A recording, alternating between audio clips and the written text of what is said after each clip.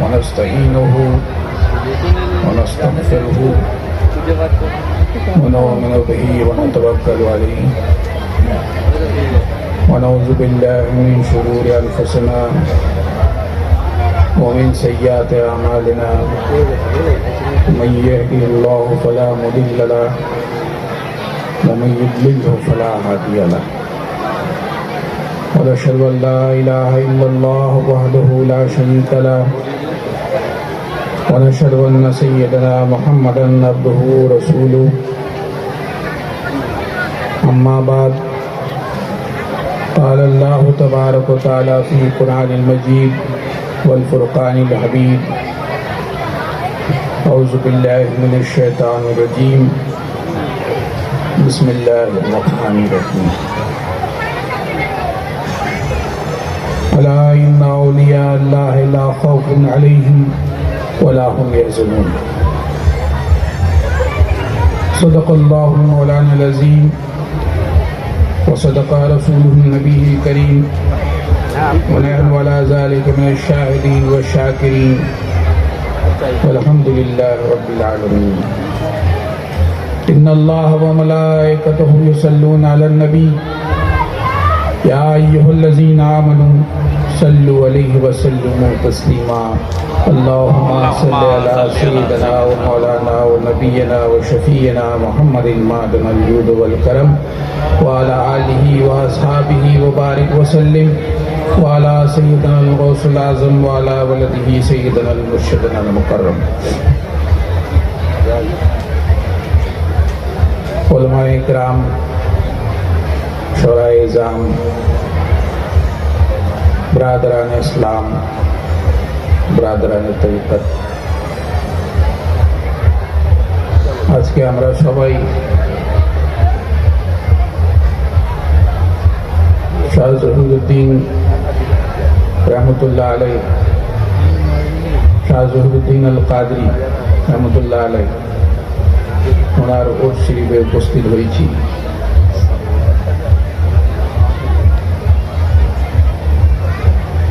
আমি এখানে এসে খুবই আনন্দিত বোধ করছি এই মঞ্জর দেখে, এই দৃশ্য দেখে যে আজকে বিভিন্ন জায়গা থেকে হাজার হাজার মানুষ এসে উপস্থিত হয়েছে এবং যার শরীফ আজকে আছে তিনি উপমহাদেশের একজন বিখ্যাত ওলি,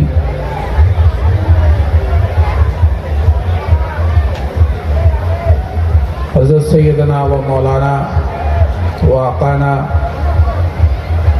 সৈয়দ শাহ মুর্শিদ আলী আল কাদরি আল হাসানি ওয়াল হুসাইনি আল জিলানি আলা জাদ্দিহি নবিয়না আলাইহিস সালাম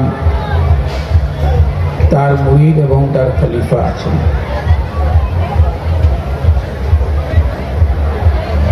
হুজুর মওলা পাক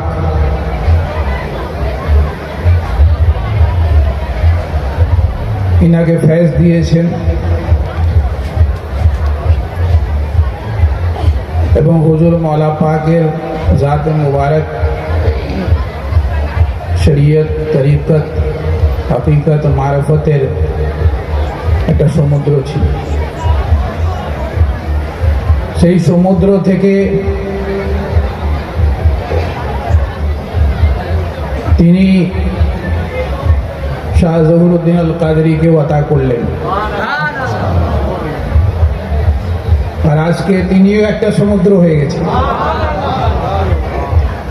সেই জন্য হাজার হাজার লোকের ঢল আপনি এখানে দেখছেন। অলিয়া আল্লাহদের অন্তরে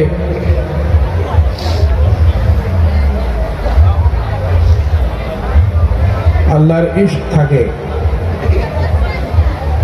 তাদের অন্তর আল্লাহর ইশক থেকে, মহব্বত থেকে জ্বলে ওঠে।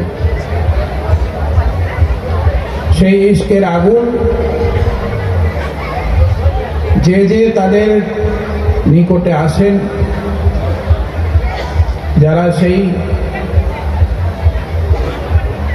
ফয়েজ নিবার যোগ্য থাকেন, তারা সেটাকে নিয়ে নেন।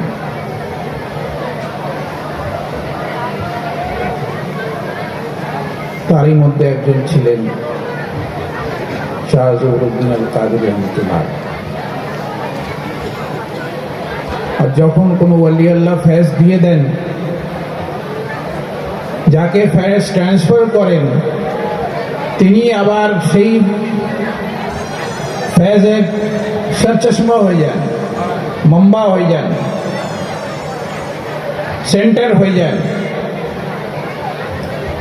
এবং তার কাছে সবাই ফয়েজ দিতে আসে। আজকে তারই প্রমাণ আমরা দেখতে পাচ্ছি। এখানে আমার আগে অনেক বক্তৃতা করলেন, আমি শুনছিলাম, এবং আমার পরেও অনেকেই বলবেন।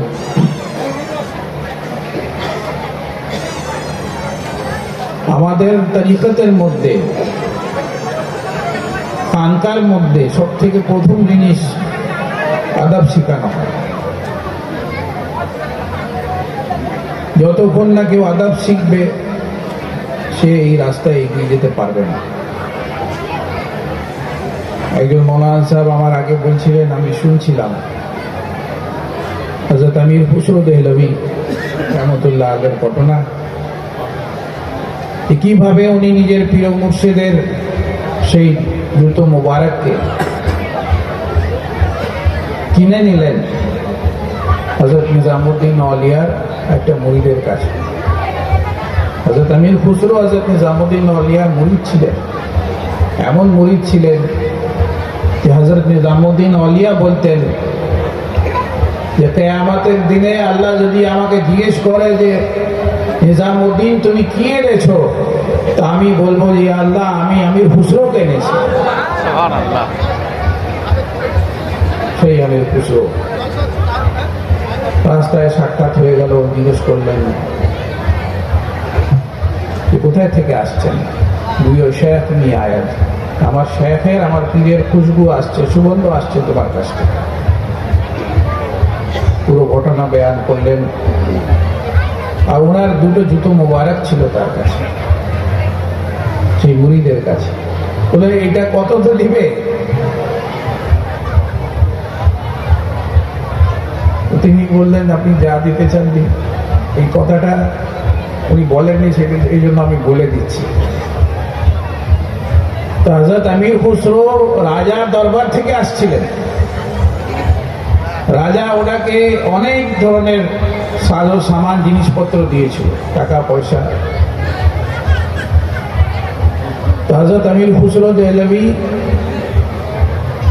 ওই যুগের 2.5 লাখ টাকা, 2.5 লাখ টাকা ধরুন, সেটা ওনাকে দিয়ে হযরত নিজামুদ্দিন আউলিয়া নিজের প্রিয় মুর্শিদের জুতো মুবারক কিনে নিলেন। 1300 খ্রিস্টাব্দে। ভাবুন সেই যুগে 2.5 লাখ টাকার ভ্যালু কত হবে, এখন কোটি টাকার কমে হবে না। তো কেউ কোটি টাকা দিয়ে একটা জুতো নেয় কারোর কাছ থেকে? কিন্তু প্রিয় মুর্শিদের মোহাম্মত, প্রিয় মুর্শিদের আদব, ফানাফির শেখ যাকে বলা হয়, পীরের উপরে ফানা হয়ে যাওয়া, এটাও রাহে সুলুকের তরিকতের রাস্তার প্রথম সিঁড়ি আছে। প্রিয় মুর্শিদের উপরে ফানা হতে হবে। মন্তু শুদান্তু মন শুদি, মন্তন শুদান্তু জন শুদি, তাকস না গোয়া বাদ আজিম মন্দুক দি গরম তু দি। হযরত আমির খুসরো বলছেন, আমি তুমি হয়ে যাই, তুমি আমি হয়ে যাও, আমি জান হয়ে যাই, তুমি রূহ হয়ে যাও, আমি জান হয়ে যাই, তুমি শরীর হয়ে যাও। তারপরে কেউ না বলে যে আমি আলাদা আছি, তুমি আলাদা আছো। একজন মুরিদ যখন নিজের পীরের উপরে ফানা হয়ে যায়, তো সে আয়নাতে যখন নিজের চেহারা দেখে তো নিজের চেহারা আর দেখতে পায় না, সে নিজের প্রিয় মুর্শিদের চেহারা দেখে। একজন কবি বলেছেন,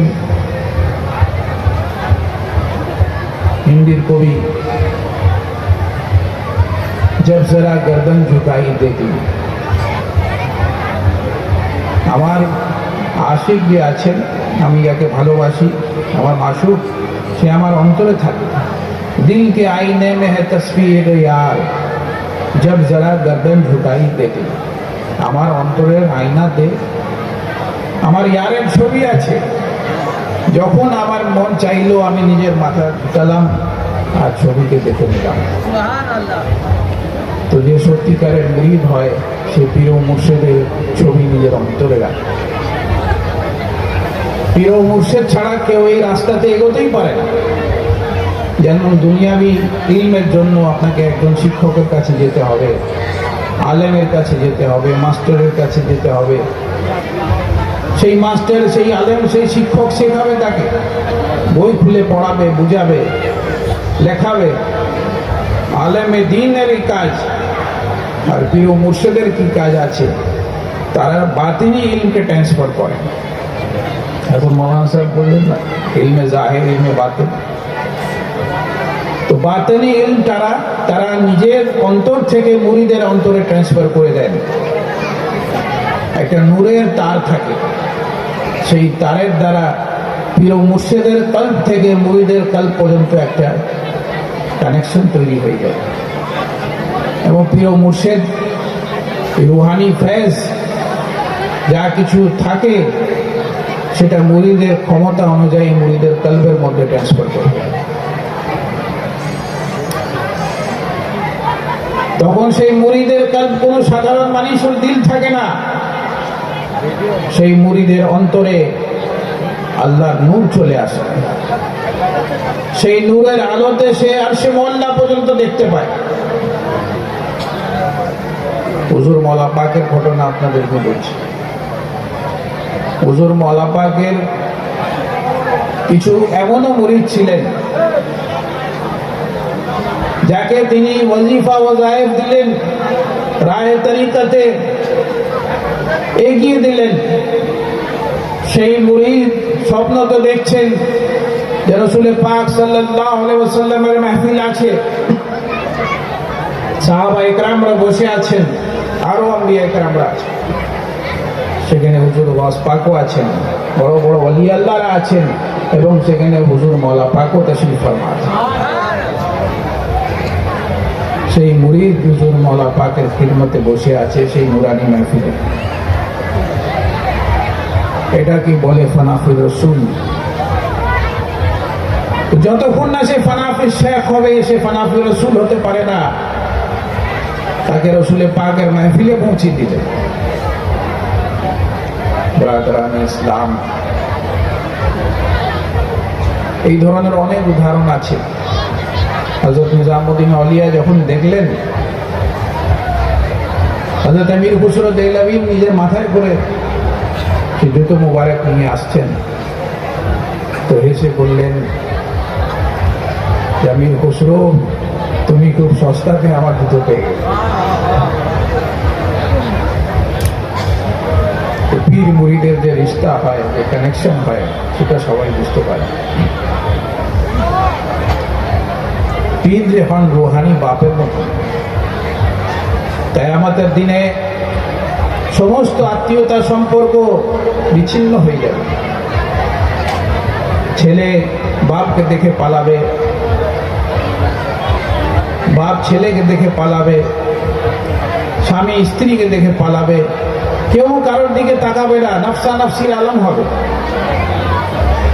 কিন্তু যিনি পীর ও মুর্শিদ হবেন, পীরে কামেল হবেন, সেই পীর ও মুর্শিদের ছত্র ছায়াতে সেই মুরিদ থাকবে। পীর ও মুর্শিদ নিজের মুরিদকে দেখে পালাবেন না, বরঞ্চ নিজের মুরিদকে সঙ্গে নিয়ে আসবেন, আল্লাহর দরবারে তাকে নিয়ে যাবেন, রাসূল পাক সাল্লাল্লাহু আলাইহি ওয়াসাল্লামের কাছে নিয়ে যাবেন এবং তার শিফাত করাবেন। তো বলার উদ্দেশ্য হচ্ছে যে পিরি মুরিদির যা রিশতা আছে, যা কানেকশন আছে, রুহানি রিশতা। রুহ যে হয় কোনোদিন ফানা হয় না। আল্লাহ তাআলা রুহকে তো সৃষ্টি করে দিয়েছেন অনেক আগেই। যখন মানুষের জন্ম হয়, জন্মের আগে ফেরেশতারা এসে রুহ ফুঁকে দিয়ে যান মায়ের গর্ভে। জন্ম হয়, আবার বাচ্চা হয়, বাচ্চা থেকে বড় হয়, বড় থেকে আবার বুড়ো হয়, বুড়ো থেকে আবার সে শেষ হয়ে যায়, যে দুনিয়া থেকে রুখসত হয়ে যায়। তাকে কবরে দিয়ে দেওয়া হয়। ফেরেশতারা তার রূহকে আবার তার শরীরে ঢুকিয়ে দেন, প্রশ্ন উত্তর হবে তার জন্য, তাকে প্রস্তুত করেন। প্রশ্ন উত্তর করা হয়, যদি কামিয়াব হয়ে যায় তো তার রূহকে এলাইনে নিয়ে যাওয়া হয়। আর যদি প্রশ্ন উত্তরে ফেল করে যায়, তার রূহকে সিজিনে রেখে দেওয়া হয়, যেখানে আযাব সে পেতে থাকে কিয়ামত পর্যন্ত। এলাইনে যারা নেককার বান্দা আছেন তাদের রূহের সাথে তার থাকে। তো রূহ কোনোদিন ফানা হয় না। এই যে রুহানি রিশতা বলা হয়েছে পীর আর মুরিদের, এটা কি আছে? এই রুহানি রিশতা যেমন রূহ ফানা হয় না, এই পীরি মুরিদের রিশতাও কোনোদিন ফানা হবে না। কিয়ামতের দিনেও থাকবে। কিয়ামতের দিনে শারীরিক বাপ নিজের আওলাদকে দেখে পালাবে, কিন্তু যে রুহানি বাপ আছেন, যিনি পীর ও মুর্শিদ আছেন, তিনি নিজের মুরিদকে দেখে পালাবেন না, বরঞ্চ তিনি মুরিদকে নিজের কাছে ডাকবেন, তার ভয়কে দূর করবেন, তাকে নিজের সঙ্গে রাখবেন। এটা হচ্ছে পীরি মুরিদের রিশতা। তো পীর ও মুর্শিদের দরবারে আদব শেখানো। হযরত আব্দুল্লাহ ইবনে মুবারক রহমতুল্লাহ আলাইহি, খুব বড় বুজুর্গ ওলি আল্লাহ, তিনি বললেন যে আমি 30 বছর পর্যন্ত শুধু আদব শিখেছি, আর তারপরে 20 বছর আমি ইলম শিখেছি। যদি কেউ আদব শিখে যায়, সে ইলমেও কামিয়াব হয়ে যায়। আজকালকার দিনে আমরা দেখছি যে লোকদের আদব শেষ হয়ে গেছে। একটা এমন ফিরকা বেরিয়েছে যারা তো নামাজে টুপি পরবেন। কেন পড়ো না? কেন পড়তে চাও না টুপি? টুপি তো পরা ফরজ নেই। সুন্নতে রসুল তো আছে। এই সুন্নতে রসুলের মর্যাদা কম আছে? রসুল পাক হযরত আহমদ মুস্তাফা মুহাম্মদ মুস্তাফা সাল্লাল্লাহু আলাইহি ওয়াসাল্লাম আমাদেরকে শরীয়ত দিলেন, আমাদেরকে তরিকত দিলেন, আমাদেরকে হাকিকত দিলেন, আমাদেরকে মারিফত দিলেন, আমাদেরকে পুরো জীবন যাপনের তরিকা শিখিয়েছেন। রসুল পাক সাল্লাল্লাহু আলাইহি ওয়াসাল্লামের তরিকাকে ছেড়ে দিবে? এটা কত বড় বেয়াদবি আছে। খাস করে টুপি পরবে না। কেউ কোনো জায়গায় গেল, সফরে টুপি ভুলে গেল, সেটা আলাদা কথা। কিংবা বেখেয়ালে নামাজে দাঁড়িয়ে গেল, মাথায় টুপি নেই, মনে নেই, সেটা আলাদা কথা। কিন্তু জেনে বুঝে না টুপি পরা, এটা সুন্নত রসুলের খেলাফ। তারকে সুন্নত করা তাজদান গুনাহে আযীম আছে। জেনে বুঝে যদি কেউ তারকে সুন্নত করে। নামাজের আদব আছে। আপনারা জানেন, যদি কেউ নামাজ পড়ে তার সামনে থেকে যেতে মানা আছে। রসুল পাক সাল্লাল্লাহু আলাইহি ওয়াসাল্লাম 40 শব্দ ব্যবহার করেছে। সে 40 বছরও হতে পারে, সে 40 দিনও হতে পারে। যদি কেউ নামাজ পড়ছে তো তার সামনে থেকে যাবে না, নিষেধ করা হয়েছে। আজকালকার দিনে আমরা দেখি যে মানুষ নামাজে দাঁড়িয়েছেন, তার আগে কেউ নামাজ পড়ছেন, সে খুব সহজভাবে তার নামাজের সামনে থেকে চলে যাবে। এটা আদবের খেলাফ আছে। রোজার আদব, আপনারা যখন রোজা রাখেন, তো রোজার এহকাম কি আছে? মিথ্যে কথা বলা চলবে না, শরীয়তের পাবন্দি করতে হবে, খাওয়া দাওয়া বন্ধ করে দিতে হবে ফজর থেকে নিয়ে মাগরিব পর্যন্ত, এবং স্ত্রীর সাথে মেলামেশা চলবে না। আরো অনেকগুলো জিনিস আছে। এটা হচ্ছে রোজার আদব। রোজার দিনে যদি কেউ অসুস্থ থাকে, রোজা না রাখতে পারে, তাকে বলা হয় যে আপনি একটা কামরায় লুকিয়ে খান, সবার সামনে খাবেন না। এটা রমজান মাস চলছে, রমজান শরীফের একটা আদব আছে। সবার সামনে খাওয়াটাও বেয়াদবি, যদিও সে অসুস্থ, কিন্তু রমজান শরীফের এহতেরামের জন্য তাকে বলা হয় যে লুকিয়ে খান। কিন্তু আজকালকার দিনে আপনি দেখবেন যে অনেক এমন মুসলমানদেরই হোটেল আছে, রমজান শরীফের দিনে দুপুরবেলায় হোটেলে লোক ভর্তি আছে, সে সবার সামনে বসে বসে খাওয়াচ্ছে। এটা রমজান শরীফের গুস্তাখি, বেয়াদবি। রাসূল পাক সাল্লাল্লাহু আলাইহি ওয়াসাল্লাম একদিন মসজিদে নববীতে মিম্বরে উঠছেন, এরকম সময় আমিন বললেন, আবার দ্বিতীয়বার আমিন বললেন, তৃতীয়বার আমিন বললেন। সাহাবায়ে কেরামরা জিজ্ঞেস করলেন, ইয়া রাসূলুল্লাহ সাল্লাল্লাহু আলাইহি ওয়াসাল্লাম, আপনি তিনবার আমিন বললেন মিম্বরে ওঠার সময়, কি ব্যাপার আছে? সাহাবায়ে কেরামরা আরজ করলেন, রাসূল পাক সাল্লাল্লাহু আলাইহি ওয়াসাল্লাম ইরশাদ করলেন যে আমার কাছে জিবরাইল আমিন এসেছিলেন, তিনি বললেন যে রমজানের মোবারকের মাস পেল, সে রমজানে মেহনত করে মুশাক্কত করে নিজের মাগফিরাত করাতে পারল না, সে বরবাদ হয়ে গেল, হালাক হয়ে গেল। আমি আমিন বললাম। দ্বিতীয়বার বললেন যে নিজের বাপ কিংবা মাকে বৃদ্ধকালে বুড়ো অবস্থায় পেল, কিন্তু তার খিদমত করে জান্নাত কামাতে পারল না, সে হালাক হয়ে গেল। আমি আমিন বললাম। তারপরে যার সামনে আমার নাম নেওয়া হলো, কিন্তু সে আমার উপরে দুরূদ পড়লো না, সে হালাক হয়ে গেল। আমি আমিন বললাম। তো রমজানুল মুবারকের মাস যে আছে আমাদের জন্য একটা তোহফা, একে কোনোদিন জায়া করতে না। রমজান শরীফের রোজার যে ফজিলত আছে, রাসূল পাক সাল্লাল্লাহু আলাইহি ওয়াসাল্লাম ইরশাদ করেছেন, যদি রোজার ফজিলত মানুষ জেনে যায়, রমজানের বরকত মানুষ জেনে যায়, তো চাইবে যে সারা বছর যেন রমজান থাকে, রমজান শেষই না হয়। এ হচ্ছে রমজান শরীফের ফজিলত। এত বরকত, এত রহমত আছে সেই মাসের মধ্যে। নফিলের সওয়াব ফরজের বরাবর, ফরজের সওয়াব 700 গুণ পর্যন্ত বাড়িয়ে দেওয়া। তো রমজান শরীফের একটা আদব আছে, রোজার একটা আদব আছে। হজের আদব, হজের আদব হচ্ছে যে আপনি যখন ইহরাম পরে নেবেন, আপনি নিজের মাথা ঢাকতে পারেন না। রাসূল পাক সাল্লাল্লাহু আলাইহি ওয়াসাল্লামের সুন্নাত মানবে না, সব জায়গায় মাথা ঢেকে রাখার হুকুম আছে। হজের মধ্যে ইহরাম পরে মাথা খুলে রাখার হুকুম আছে। রাসূল পাক সাল্লাল্লাহু আলাইহি ওয়াসাল্লাম যা করে দিয়েছেন তাই করা সুন্নাত, তাই করা যায়।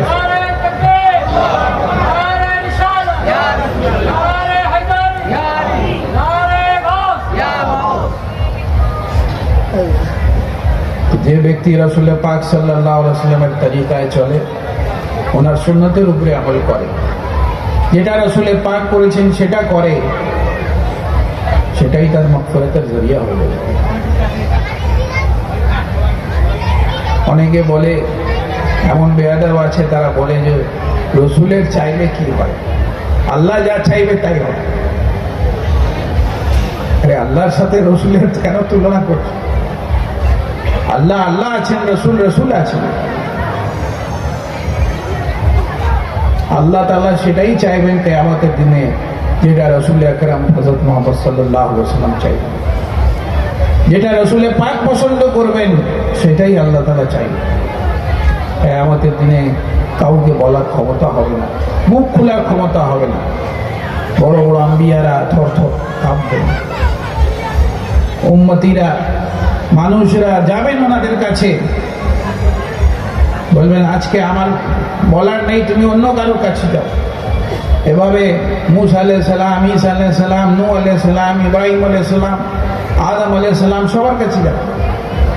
অবশেষে আমাদের আকা রহমতুল্লিল আলমিন হযরত আহমদ মুজতবা মুহাম্মদ মুস্তাফা সাল্লাল্লাহু আলাইহি ওয়াসাল্লামের খিদমতে সবাই হাজির হবেন আর বলবেন, ইয়া রাসূলুল্লাহ সাল্লাল্লাহু আলাইহি ওয়াসাল্লাম, আপনি আল্লাহর মাহবুব আছেন, আপনি আমাদের জন্য শিফাত করুন আল্লাহর কাছে। রাসূল পাক বলবেন যে আজকের জন্যই আমাকে নিযুক্ত করা হয়েছে। রাসূল পাক সাল্লাল্লাহু আলাইহি ওয়াসাল্লাম আল্লাহর এমন হামদ সানা করবেন যে কেউ আজ পর্যন্ত সেরকম হামদ সানা করবেন। ওনার হাতে লওয়ায় হামদ হবে, উনি সিজদায় চলে যাবেন, আল্লাহ হামদ সানা করবেন। আল্লাহ তাআলা হুকুম দেবে, আমার হাবিব আপনি নিজের মাথা তুলুন, আপনি কি চাইছেন বলুন, আপনি যা চাইবেন আপনাকে আতা করা হবে। রাসূল পাক সাল্লাল্লাহু আলাইহি ওয়াসাল্লাম উম্মতি করবেন।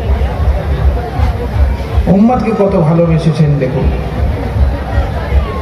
যখন ওনার মিলাদাত শরীফ হচ্ছে, জন্ম হচ্ছে, তখনও নিজের উম্মতকে ইয়াদ করছেন। সারা জীবন নিজের উম্মতকে ইয়াদ করলেন, উম্মতের জন্য কেঁদে কেঁদে দোয়া করলেন যে আল্লাহ আমার উম্মতের উপরে রহম করো, আমার উম্মতের উপরে রহম করো। সেই রাসূল পাকের সাদকায় আমরা শবে বরাত পেলাম, শবে মেরাজ পেলাম, শবে কদর পেলাম, সবকিছু রাসূল পাকের সাদকায়। রাসূল পাক যদি না হতেন তা আমাদের ইবাদতের এত মর্যাদা হতো না। রাসূল পাকের সাদকায় লাইলাতুল কদরে কি আছে? লাইলাতুল কদরে খায়রুম মিন আলফি শাহর, 1000 মাসের চেয়ে বেশি আছে। এক রাত যদি আপনি ইবাদত করলেন, 1000 মাসের চেয়ে বেশি ইবাদতের সওয়াব পাবেন। তো ব্রাদারান ইসলাম, রাসূল পাকের সাদকায় পেয়েছি। রাসূল পাককে ছেড়ে কেউ কামিয়াব হতে পারে না কোনোদিন। আর কিয়ামতের দিনে রাসূল পাক সাল্লাল্লাহু আলাইহি ওয়াসাল্লাম আল্লাহর কাছে যা ফরিয়াদ রাখবেন আল্লাহ তাআলা সেটাই কবুল করবেন। বারবার সিজদায় যাবেন, বারবার আল্লাহ বলবেন যে আমার হাবিব আপনি নিজের মাথা তুলুন, আপনি কি চাইছেন বলুন, আপনি যা চাইছেন সেটাই আজকে পুরো করা হবে। উম্মতি বলবেন, আল্লাহ বলবেন আপনি যাকে ছিলেন তাকে জাহান্নাম থেকে বের করে নিয়ে জান্নাতে প্রবেশ করুন। বারবার যাবেন, বারবার বের করে নিয়ে আসবেন। একবার বলে দিলেই তো সবকিছু হয়ে যেত। রাসূল পাক সাল্লাল্লাহু আলাইহি ওয়াসাল্লাম যে দোয়া চাইলেন, আল্লাহ তাআলা যদি চাইতেন একবারেই সবাইকে বের করে দিতেন, কিন্তু আল্লাহ তাআলা রাসূল পাকের মর্যাদা দেখাতে চান। আপনি যদি আমার কাছে এসে একটা কথা বারবার বলেন, আমি একবার শুনবো, দুবার শুনবো, তিনবার শুনবো, তারপরে বিরক্ত হয়ে যাব। আপনি একই কথা বারবার বলেন, কেন বারবার বলছেন? কিন্তু রোজ কিয়ামতে রাসূল পাক সাল্লাল্লাহু আলাইহি ওয়াসাল্লামের মর্যাদা দেখাবার জন্য আল্লাহ তাআলা বারবার ওনার থেকে বলাবেন, বারবার ওনার দোয়া কবুল করাবেন, আর বারবার জান্নাতীদেরকে জান্নাতে পাঠাবেন। তো কি মাকাম আছে রাসূল পাক সাল্লাল্লাহু আলাইহি ওয়াসাল্লামের? এবার বলুন, সেই কিয়ামতের দিনে আল্লাহ তাআলার উপস্থিতিতে আম্বিয়ায়ে কেরাম থাকবেন, আউলিয়ায়ে ইজম থাকবেন, পুরো দুনিয়ার মানুষ থাকবে, আদম আলাইহিস সালাম থেকে নিয়ে দুনিয়ার শেষ মানুষ পর্যন্ত। সবাই রাসূল পাক থেকে সাহায্য চাইবে কি চাইবে? রাসূল পাক পুরো করবেন কি করবেন? আল্লাহ কবুল করবেন কি করবেন? কামিয়াব হবেন কি হবেন না? কি করে হবেন যদি হারাম হয়, নাজায়েজ হয়, শিরক হয়? কি করে এটা সম্ভব আছে যে আল্লাহর সামনে শিরক করবে মানুষরা, আর আল্লাহ কবুল করে নেবেন, আর দোয়াও মেনে নেবেন, আর বলবেন যাকে আপনি চান নিয়ে চলে যান?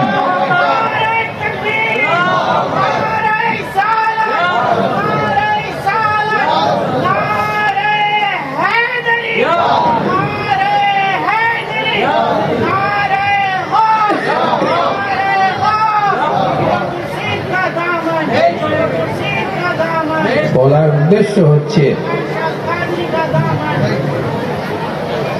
যে আম্বিয়াদের কাছ থেকে চাওয়া, আউলিয়া আল্লাহদের কাছ থেকে চাওয়া এটা জায়েজ আছে।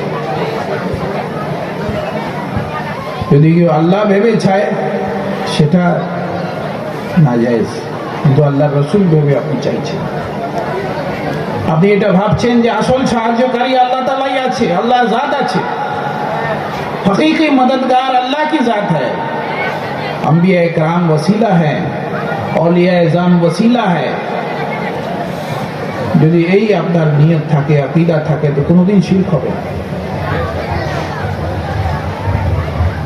তো এই হাদিস শরীফ আমাদের জন্য সব থেকে বড় প্রমাণ আছে।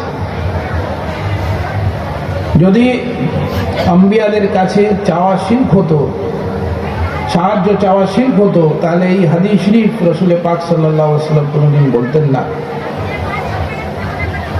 তো ব্রাদারান ইসলাম, একটা কথা মনে রাখবেন, যে জিনিস দুনিয়াতে শিরক হবে সেই জিনিস চিরকাল শিরক হবে। এমন নাই এখানে শিরক, ওখানে জায়েজ, ওখানে না জায়েজ, এখানে জায়েজ। যেটা শিরক সেটা শিরক, যেটা হারাম সেটা হারাম, যেটা হালাল সেটা হারাম।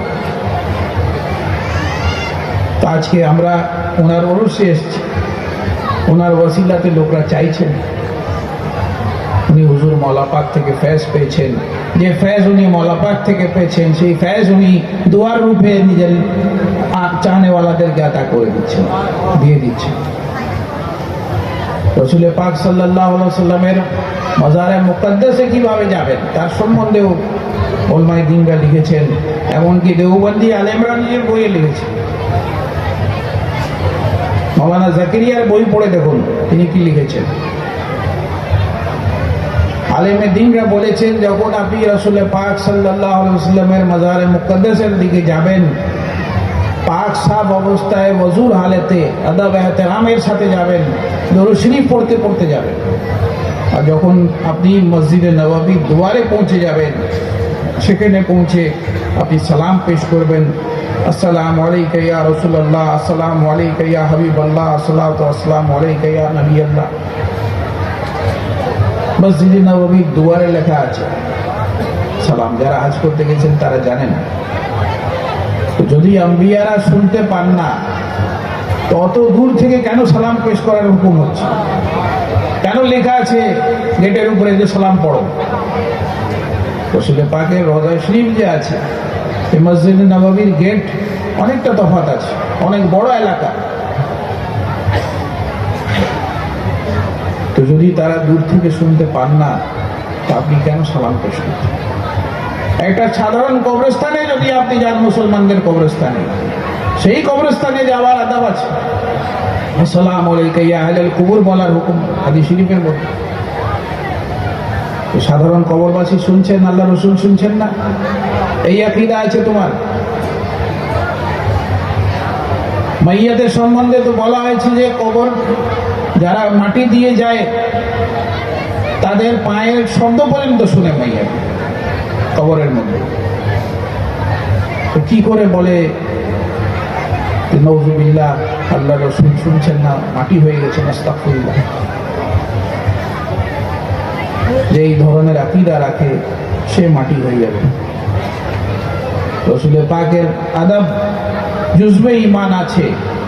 যেমন একটা গাছ, সেই গাছের জড় যে আছে সেটা হচ্ছে আদবে রাসূল, মহব্বতে রাসূল। সেই গাছের ফল, পাতা, ফুলগুলো হচ্ছে আপনার আমাল, নামাজ, রোজা, হজ, যাকাত।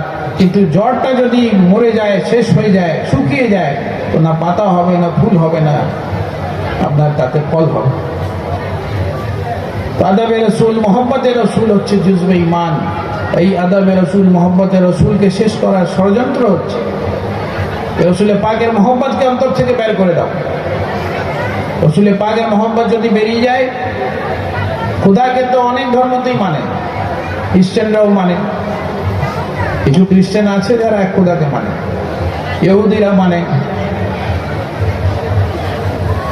আরো কিছু আছে যারা খোদাকে মানে, শিখরাও মানে এক খোদা আছে। কিছু হিন্দু মানে এক ঈশ্বর আছে। তো বিরোধ কোথায়? রাসূল পাক সাল্লাল্লাহু আলাইহি ওয়াসাল্লামকে নিয়ে বিরোধ করে। তোমরা যে বলো ইনি আল্লাহর নবী আছেন, শেষ নবী আছেন, এই কথাকে আমরা মানব না। এটাই ইহুদিদের লড়াই ছিল, যেটা আজ পর্যন্ত চলছে। আর তারা নিজের এজেন্টদেরকে মুসলমান বানিয়ে মুসলমানদের ভিতরে ঢুকিয়ে দিয়েছে। রাসূল পাকের আদবকে তাদের অন্তর থেকে, মুসলমানদের অন্তর থেকে মুছে দাও, শেষ করে দাও, ইসলাম নিজেই ধ্বংস হয়ে যাবে। রাসূল পাকের মহব্বত হচ্ছে স্পিরিট অফ ইসলাম, ইসলামের জান, ইসলামের প্রাণ।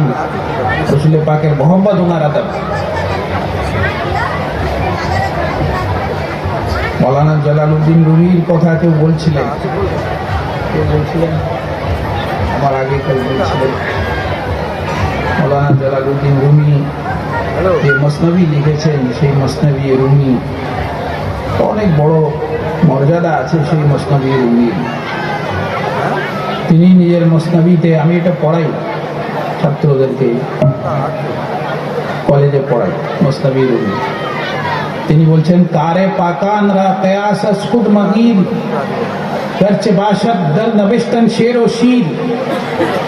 পাক লোকদের কাজকে নিজের মতন মনে করো না।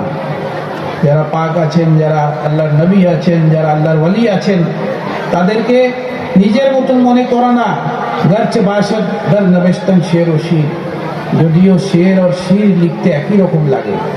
শিন ইয়েরে শের মানে হচ্ছে বাঘ, সিংহ, শিন ইয়েরে শির মানে হচ্ছে দুধ, লিখতে একই রকম লাগে, পড়তেও একই রকম লাগে, কিন্তু দুটোর মানে আলাদা আছে।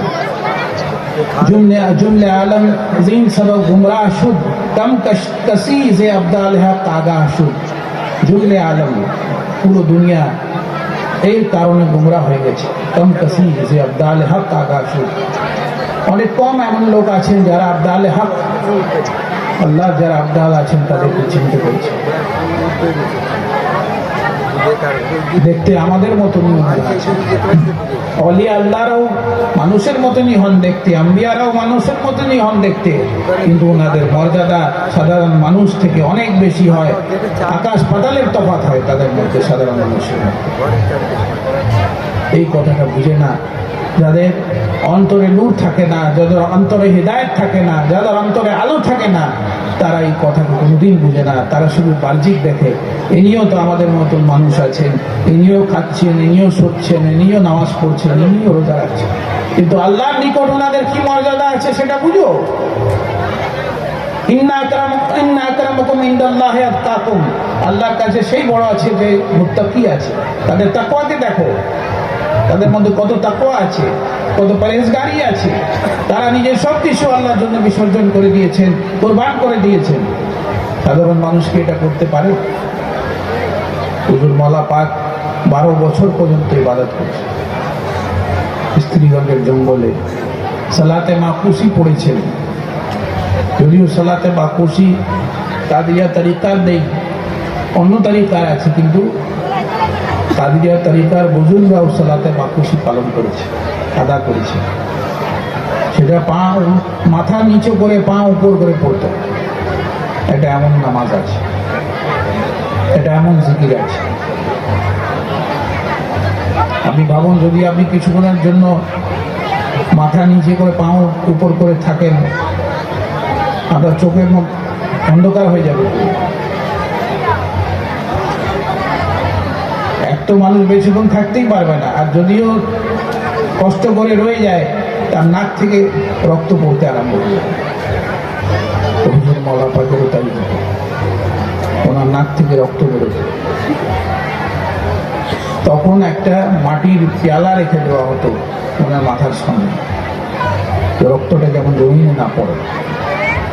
এবং হুজুর মওলা পাকের আব্বাজান হযরত সৈয়দনা ওয়া মাওলানা সৈয়দ শাহ মেহর আলী আল কাদরি আল জিলানী কদ্দাসাল্লাহু সিরহুল আজিজ, উনি নিজের ছেলে মানে হুজুর মওলা পাককে সালাতে মাকুসি ট্রেনিং দিয়েছেন। ছোটবেলা থেকে এই নামাজকে শিখিয়েছেন, ইবাদতকে শিখিয়েছেন। বাড়ির ছাদে যে পাখা লাগাবার যে রড হতো, সেই রডে উনি দড়ি বেঁধে আর ওনার পায়ে বেঁধে ঝুলিয়ে দিতেন, আর নিচে একটা মাটির পেয়ালা রেখে দিতেন। ওনার নাক থেকে রক্ত পড়তো ছোটবেলায়, সেই রক্ত পড়ে পড়ে পুরো মাটির পেয়ালা ভরে দিত। কে এরকম বাপ হবে বলুন? নিজের ছেলেকে এত কঠিন ইবাদতের মধ্যে, এবং উনি দেখছেন, উনি নিজে ট্রেনিং দিচ্ছেন, এইভাবে তুমি কর।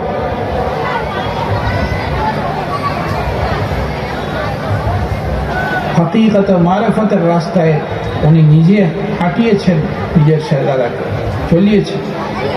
এবং যখন বিশাল শরীফ হচ্ছে, আল্লাহ হুজুর পাকের। তখন হুজুর মওলা পাককে নিজের হুজুরে শরীফে ডাকলেন, আশপাশে যারা ছিলেন তাদেরকে সরিয়ে দিলেন। মওলা পাকের আম্মাজান ছিলেন, তাকে বললেন যে তুমি আমার জন্য ক্ষীর বানিয়ে নিয়ে আস, একটা বাহানাতে পাঠিয়ে দিলেন। আর হুজুর মওলা পাককে নিজের অন্তর থেকে, কল্ব থেকে ফয়েজ আতা করছেন, এভাবে জড়িয়ে রেখেছেন, কলবের সাথে কলব মিলে গেছে, আর এত নূর বেরোচ্ছে যেটা বয়ান করা অসম্ভব। যখন ভিতর থেকে আলো বেরোতে দেখলেন, দরজার ফাঁক থেকে দেখছেন এত আলো, এত রোশনি হচ্ছে, কি ব্যাপার? ওনার আম্মাজান যে দেখছেন যে বাপ বেটা দুইজন জড়িয়ে রেখেছেন একে অপরকে, আর অন্তরের সাথে অন্তরের মিল হচ্ছে, সেখান থেকে এমন নূর বেরোচ্ছে এমন কয়েক হাজার মোমবাতি কেউ জানে। দুনিয়া থেকে পর্দা দিবার সময় ফয়েজ দিয়ে তশরিফ নিয়ে গেলেন। মওলা পাকের মর্যাদা অনেক বড়। একটা ব্যক্তি ছিল, সে মেদিনীপুরেই থাকতো, সে চারদিকে ঘুরছে নিজের কাজ করাবার জন্য। ঘুরতে ঘুরতে সে উড়িষ্যায় চলে গেছে। উড়িষ্যায় যে একটা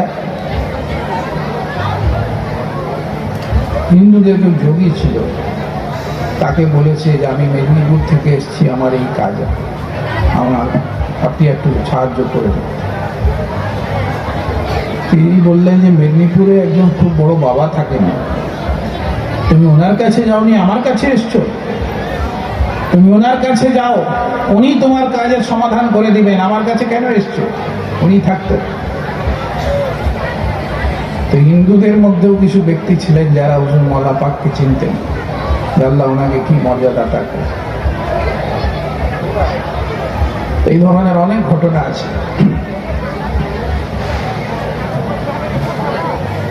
বীরভূমে যে মাজার শরীফ আছে দাতা শাহ বাবা, উনি মজজুব ওলি ছিলেন, দাতা বাবা। ওনার সম্বন্ধে বলা হয়েছিল উনি গায়ে কাপড় পরতেন না। মজজুবদের হালত হয় সেরকম। একবার ছেলেদেরকে বলছেন যে আমাকে জামা দাও, আমাকে কাপড় দাও, আমি কাপড় পরবো।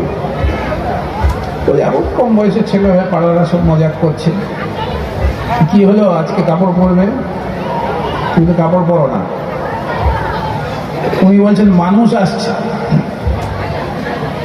ছেলেরা বলছে মানুষ আসছে মানে আমরা কি মানুষ নাই? বল না, তোরা মানুষ, তোরা তো বাঁদর। বলে মানুষ আসছে, কাপড় দাও। কেউ একজন কাপড় দিয়ে দিল, কাপড় পরে নিলেন, বসে অপেক্ষা করলেন। হুজুর মওলা পাকের পালকি সেখান থেকে যাওয়ার ছিল, ওখান থেকে হয়ে অন্য একটা গ্রামে ওনার সফর ছিল। বীরভূমে দাদা শাহ বাবার যেখানে উনি থাকতেন, ওখান থেকে হয়ে মওলা পাক যখন যাচ্ছিলেন, উনি পালকিকে থামিয়ে দিয়ে মওলা পাকের সাথে অনেকক্ষণ কথা বললেন। রাজ ও নিয়াজের কথা, গোপনীয় কথা যেগুলো আছে সব মারফতের, সেগুলো বললেন। তারপরে ওনাকে বিদায় করলেন। হুজুর মওলা পাকের পালকিও চলে গেল, আর দাতা বাবা ফেরত চলে আসে। ফেরত এসে আবার কাপড় খুলে দিলেন। লোকরা বলছে যে আপনি কাপড় খুলে ফেললেন, আপনি কাপড় চাইলেন, কাপড় পরালাম, আবার কাপড় খুলে দিলেন। মানুষ এসেছিল, মানুষের জন্য কাপড় পরলাম, মানুষ চলে গেল, কাপড় খুলে দিয়েছে। বলে আমরা কি মানুষ নাই? বলে তোরা বাঁদর আছিস, তোরা মানুষ। তো তারা যখন যে আয়নাতে নিজের চেহারা দেখছে, তাদের চেহারা বাঁদরের মতন, জানোয়ারের মতন হয়ে গেছে। তারপরে ওনার কাছে এসে আবার মাফি চেয়েছে যে হুজুর আমাদের মাফ করুন, আমাদের থেকে বেয়াদবি হয়ে গেছে, আমাদেরকে মাফ করুন। তো ওয়ালিরা ওয়ালিমি শানাসাত বলা হয়, যে ওয়ালি হন উনি ওয়ালি আল্লাহকে চেনেন। উনি জানতেন যে আল্লাহর ওয়ালি আসছেন, সেই জন্য উনি কাপড় চেয়ে কাপড় পরলেন, আর ওনার সাথে মারফতের আদান প্রদান করলেন, কথাবার্তা বললেন। তো বলার উদ্দেশ্য হচ্ছে যে আদাব যে আছে তরিকতের মধ্যে সব থেকে বড় জিনিস, खामोश है दिल भरी महफिल में चिल्लाना नहीं अच्छा, अदब पहला करीना है मोहब्बत के करीना। मोहब्बतेर যে সিঁড়ি আছে, রাস্তা আছে, তার মধ্যে প্রথম ধাপ হচ্ছে আদব। যদি আপনার মধ্যে আদব থাকে তো আপনি এই রাস্তাকে অতিক্রম করে চলে যেতে পারবেন। আর আমাদের মধ্যে আর অন্যদের মধ্যে তফাৎ এটাই আছে যে তাদের মধ্যে আদব নেই। আপনারা দেখেছেন যে কিভাবে কোরআন শরীফ পায়ে নিয়ে বসে পড়ে, হাঁটুর উপরে কোরআন শরীফ রেখে পড়ছে। আল্লাহ মাফ করুন, আমি দেখেছি যে জুতো আছে তার উপরে কোরআন শরীফ রেখে পড়ছে, জুতোর উপরে কোরআন শরীফ রেখে পড়ছে। এমনও কিছু লোক আছে জুতো সামনে রেখে নামাজ পড়ছে। এই বেয়াদবিগুলো করা উচিত তাই। বা আদব বা নসিব, বেয়াদব বে নসিব, এটা সবসময় বলা হয়। এই আদব খানকাতে শেখানো হয়, কেউ মুর্শিদের দরবারে শেখানো হয়, এবং এই আদব থেকে মানুষ কামিয়াব হয়। আমাদের দাদা হুজুরের দাদা হুজুর, হুজুর কুতুবে বাঙ্গালা হযরত সৈয়দ শাহ গোলাম মুস্তাফা আল কাদরি জিলানী, ওনার দাদা হুজুর হুজুর মৌলা পাকের ভাই, তিনি লিখেছেন,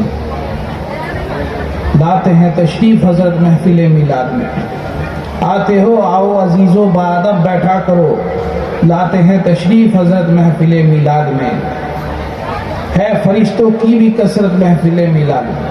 महफिल मिलादे তোমরা আসছো, আদবের সাথে বসো। হযরত তশরিফ আনেন महफिल মিলাদে, ফেরেশতারা महफिल মিলাদে উপস্থিত থাকেন, কিন্তু সাধারণ মানুষ দেখতে পায় না। শাহ ওলিউল্লাহ মুহাদ্দিস দেহলভী রহমতুল্লাহ আলাইহি খুব বড় আলেমে দ্বীন ছিলেন, বুজুর্গ ছিলেন। ওনাকে আহলে হাদিসরাও মানে, সব ফিরকাই মানে প্রায়। উনি নিজের বই ফিউজুল হারামাইনের মধ্যে লিখেছেন যে একবার আমি কাবা শরীফের মধ্যে মেহফিলে মিলাদের উপস্থিত ছিলাম, মিলাদ শরীফের মেহফিলে। এরকম সময় আমি দেখতে পেলাম যে আকাশ থেকে বৃষ্টির মতন কিছু বর্ষণ হচ্ছে।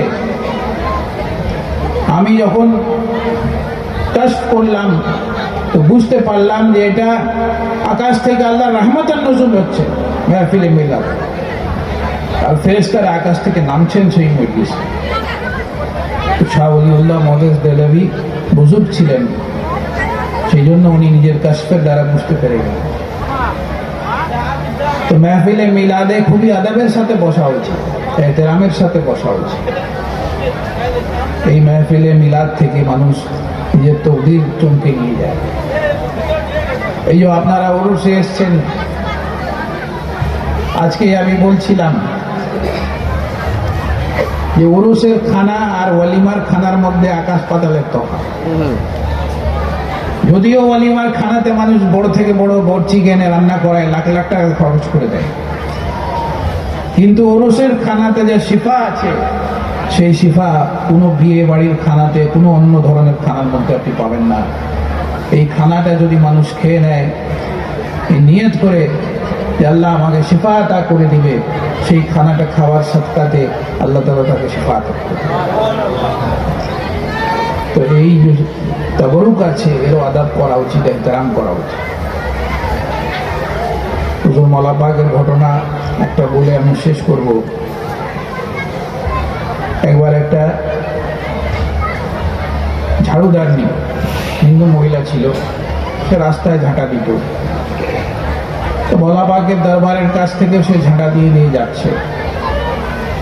সেই সময় মৌলা পাকের দরবারে মিলাদ শরীফ হচ্ছে, মিলাদ শরীফ শেষ হয়েছে। সেই ঝাড়ুদারনি গেটের কাছে এসে বসে গেছে যে আমি কিছু পাবো এখান থেকে। খাদেম সাহেব সমস্ত মুরিদানদেরকে তবরুক বিতরণ করছেন।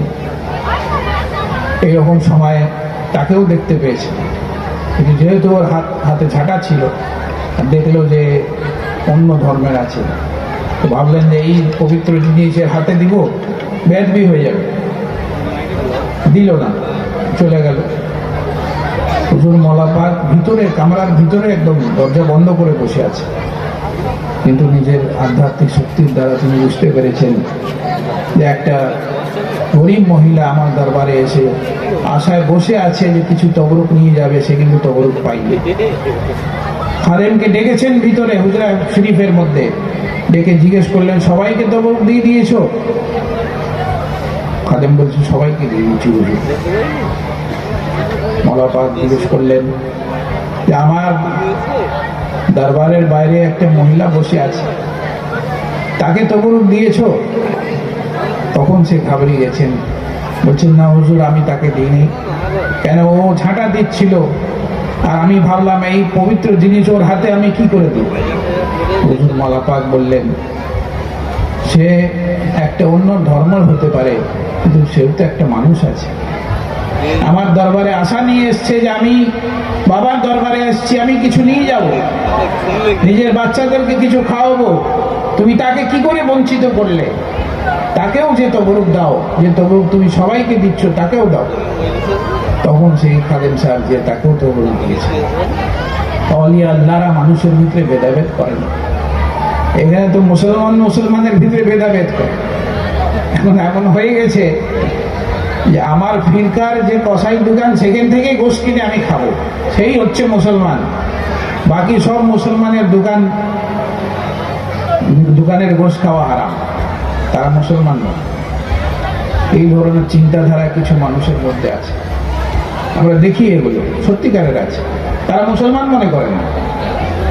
আপনি সালাম করলে তারা উত্তরও দিবে না, কেন? আপনি মুসলমান নয়। আপনি একজন তরিকতের ভক্ত আছেন, একজন ওলি আল্লাহর কাছে যান, আপনি একজন পীরপন্থী আছেন, আপনি মুসলমান নয়। এটা কি ধরনের চিন্তাধারা? এতে বিভেদ বাড়বে না বিভেদ কমবে?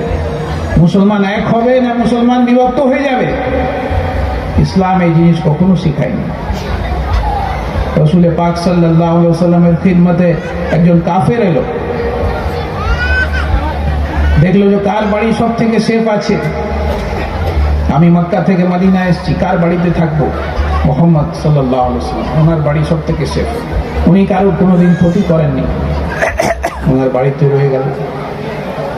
অন্তরে ঈমান তো ছিল না, সারা রাত বদমাইশি ছিল ভিতর ভিতর। রাসূল পাক মেহমানকে পেয়েছেন, তিনি দেখছেন না যে কে আছে, কাফের আছে, মুশরিক আছে, মুসলমান আছে, ইহুদি আছে।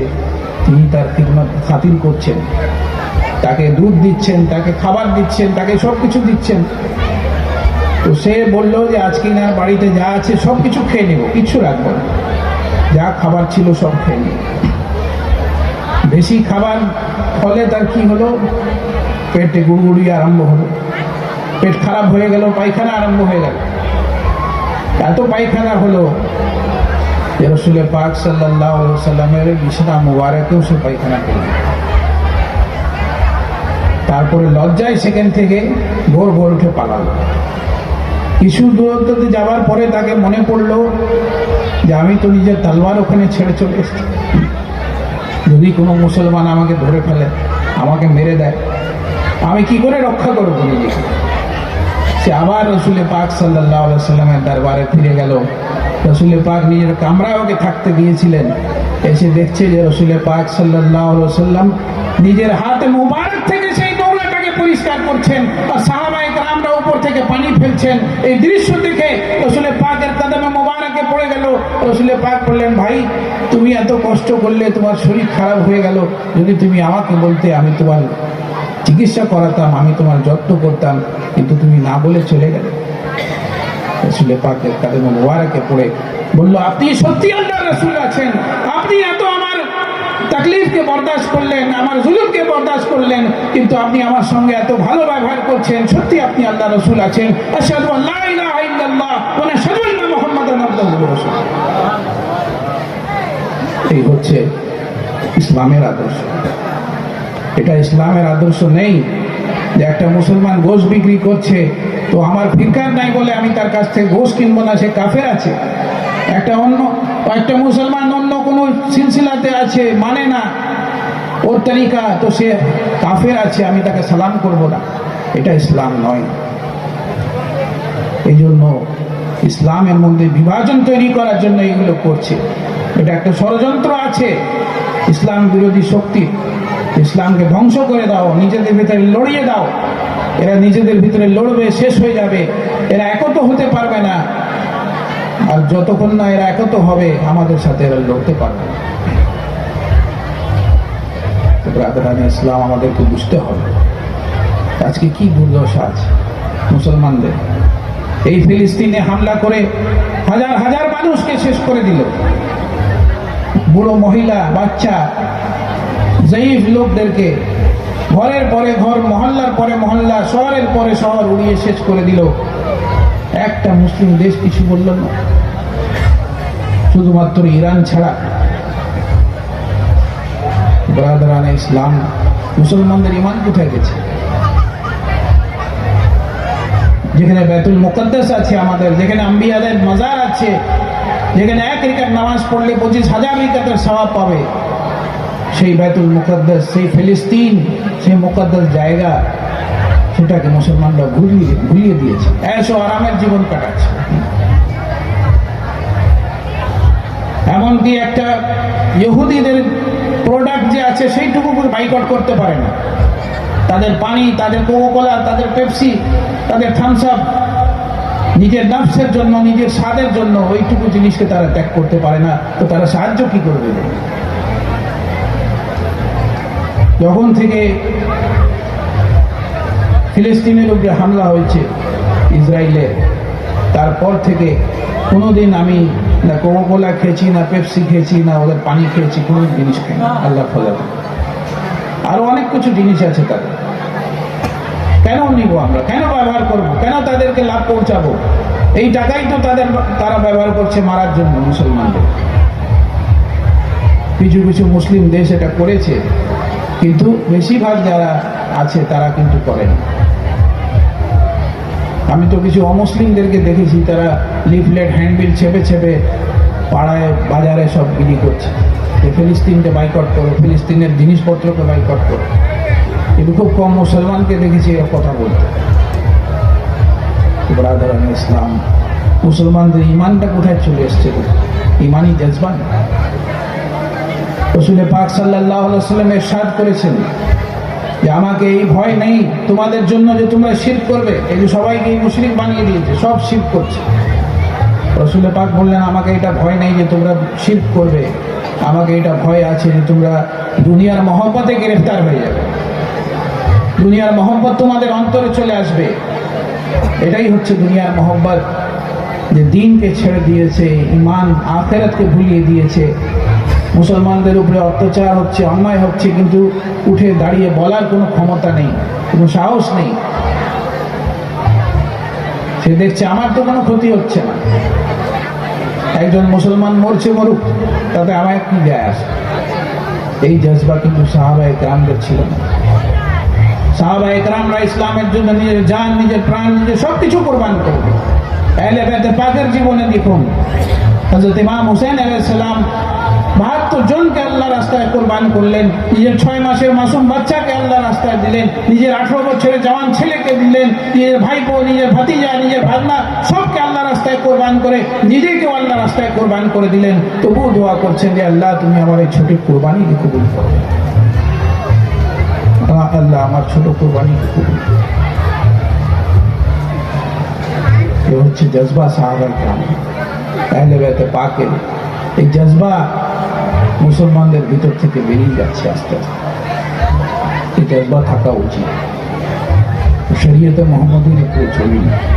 যতক্ষণ আপনি শরীয়তের উপরে চলবেন না, আপনি তরিকাতে চলতে পারবেন না। শরীয়ত একটা কামরা আছে, তার ভিতর থেকেই তরিকাতের দুয়ার আছে। তরিকার একটা কামরা আছে, তার ভিতর থেকেই মারফতের দুয়ার আছে। মারফত একটা কামরা আছে, তার ভিতর থেকেই হাকিকতের দুয়ার খুলে। যতক্ষণ না আপনি শরীয়তের পাবন্দ হবেন, নামাজের পাবন্দি, রোজার পাবন্দি, হজের পাবন্দি, যাকাতের পাবন্দি, ততক্ষণ আপনি তরিকাতে কামিয়াব হতে পারবেন না। যখন তরিকাতে কামিয়াব হবেন, মারফত পেয়ে যাবেন, মারফতে কামিয়াব হবেন, হাকিকত পেয়ে যাবেন, হাকিকতকে বুঝতে পারবেন যে কি আছে। আজকালকার দিনে মানুষ যা কিছু করছে নিজের জীবনে, আল্লাহর ভয় তার অন্তর থেকে বেরিয়ে গেছে। বিভিন্ন ধরনের গুনাহতে লিপ্ত আছে মুসলমানরা। মুসলমান যুবকরা গাঁজাতে, মদে, বিভিন্ন ধরনের খারাপিতে লিপ্ত আছে। এটা বড়দের দায়িত্ব আছে তাদেরকে কন্ট্রোল করা, তাদেরকে বোঝানো, তাদেরকে শিক্ষা দেওয়া। এতে তাদের শরীরও নষ্ট হচ্ছে, তাদের ঈমানও নষ্ট হচ্ছে।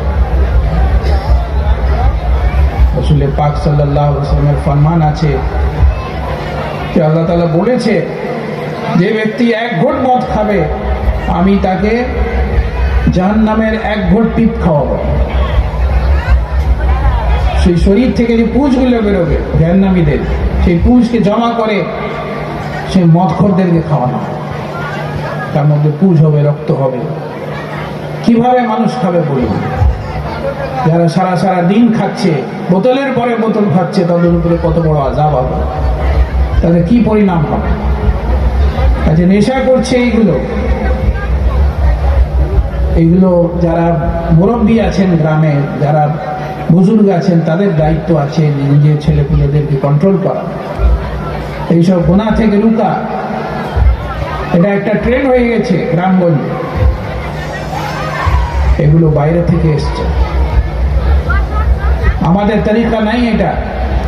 রাসূল পাক সাল্লাল্লাহু আলাইহি ওয়াসাল্লাম যখন আল্লাহর হুকুম শোনালেন, কোরআনের আয়াত শোনালেন যে আল্লাহ তাআলা শরাবকে হারাম করে দিয়েছেন, মদিনার বাড়িতে ঘরে ঘরে মাটির কলসিতে শরাব রাখা ছিল। প্রত্যেকটা ব্যক্তি নিজের বাড়ি থেকে মদ বের করে দরজার বাইরে ফেলে দিলেন, সেই মাটির কলসিটাকে ভেঙে ফেললেন। মদিনা শহরের যত রাস্তা ছিল সেই গলিগুলো সব মদ থেকে ভরে গেল,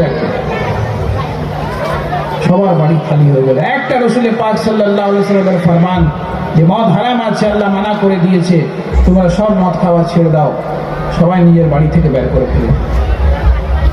ওই জজবা কোথায় আছে মুসলমানদের? দুনিয়ার মোহব্বত অন্তরে চলে এসছে। এই সমস্ত জিনিস শরীয়তের মধ্যে শেখানো হয়।